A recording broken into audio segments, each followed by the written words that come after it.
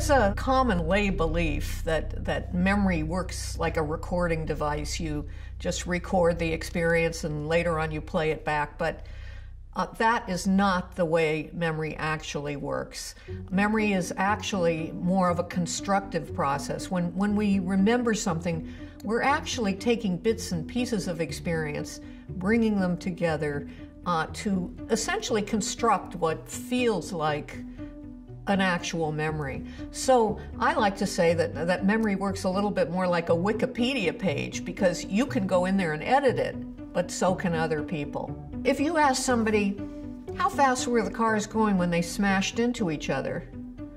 You're going to get a higher estimate of speed on the average than if you ask a question with a more neutral verb like hit. How fast were the cars going when they hit each other? The early questions could affect the answer that people gave to some totally different question that you put to them often much later.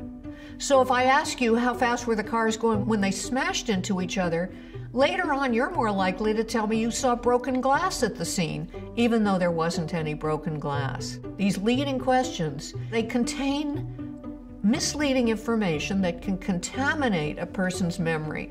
We get contaminated when we talk to other witnesses, when we're interrogated in a suggestive or leading manner. We get contaminated if we've seen say a high publicity event and then we see some newspaper or television coverage about that event. All of these situations provide an opportunity for new information to enter a witness's memory and cause a contamination, transformation, distortion, or even just a supplementation of the memory.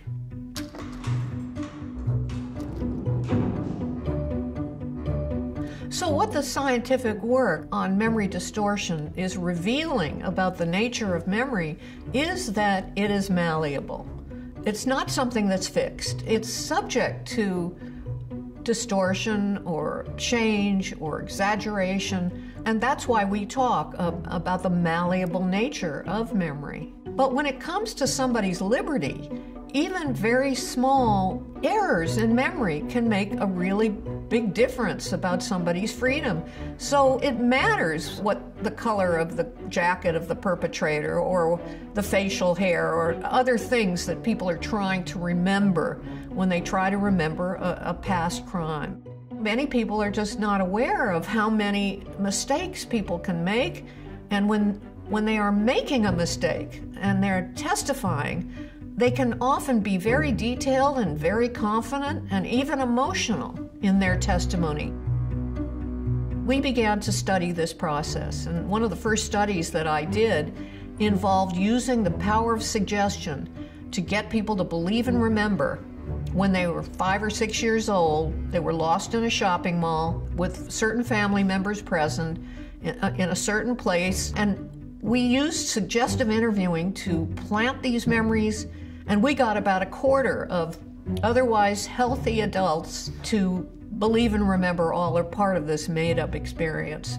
There is now a string of experiments using this kind of lost in the mall technique where ordinary people have been led to believe that they nearly drowned and had to be rescued by a lifeguard, that they were attacked by a vicious animal, that they committed a crime as a teenager, when none of these things actually happened.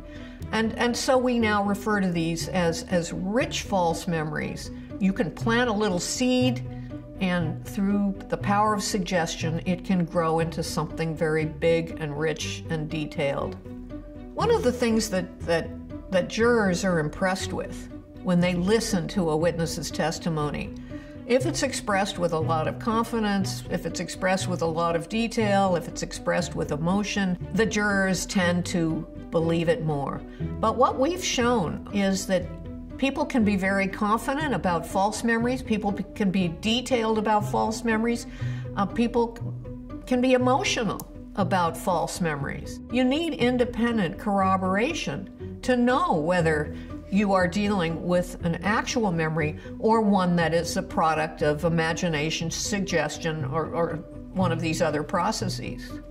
We would all benefit if we have a more educated society about the workings of memory. particularly in the criminal justice system, if people are just not quite so willing to embrace and accept uncritically a detailed, confident, emotional memory, but to really ask, exactly how was this sausage made, and not just accept it as being true and authentic just because it's expressed in this way, we'd all be better off.